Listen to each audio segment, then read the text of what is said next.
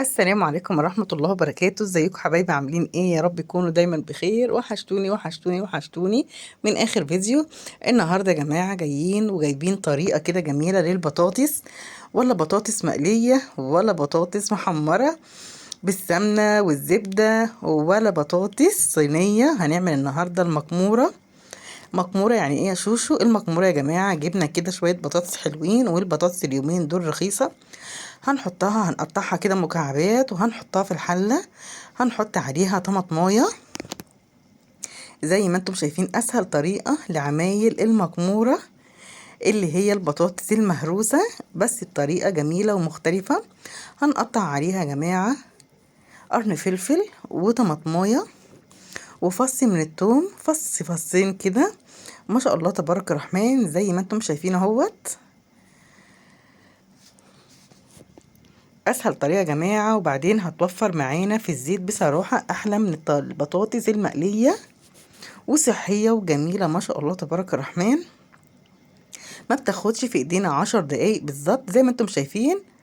وهنحط كده معاها واحده مرق دجاج وحبه الكمون. ما نكترش لان هي بتبقى مرق الدجاج بتبقى حادقه شويه، فمش هنكتر كمون. وهنحط عليها يا دوبك شقشاق ميه. يعني ايه شقشاق ميه يا شوشو؟ يعني نص كوبايه كده من الميه، حبه صغيرين. ولقيتها دلع شويه، فهنحط بقى عليها كده شويه كمون. بدأت بقى الميه كده تغلي معانا والبطاطس تتشرب من الميه. ما شاء الله تبارك الرحمن. لو وصلت الفيديو لغايه دلوقتي ما تبخليش عن اختك شوشو باللايك الجميل وتعليقكم اللي بيحفزني. ما شاء الله تبارك الرحمن. وزي ما قلت لكم مش هتاخد في ايدينا 10 دقايق بالظبط يا جماعه. ما شاء الله اللهم بارك. زي ما انتم شايفين اهون.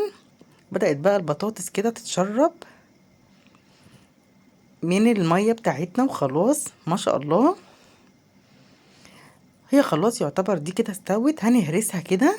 طبعا يا جماعة سامحوني ان انا ماسكة التليفون بيد وبهرس البطاطس باليد التانية. هنفضل بقى نهري كده في البطاطس شوية. المكعبات بتاعتنا بص اهي استوت خلاص.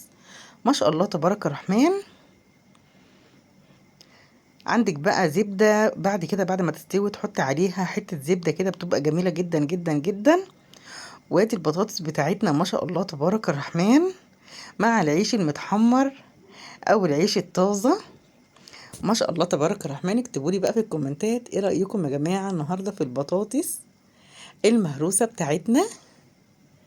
وبصراحة طعم البطاطس تحفة يا جماعة، والله العظيم عايزة اقول لكم جميلة جدا جدا. ولا ندعي زيت ولا حتة زبدة ولا اي حاجة خالص. لو عندك معلقة زيت هتحطيها عليها، عندك معلقة مع نص مكعب زبدة حطه لها، يبقى جميل جدا جدا جدا. وبألف هنا وشفا.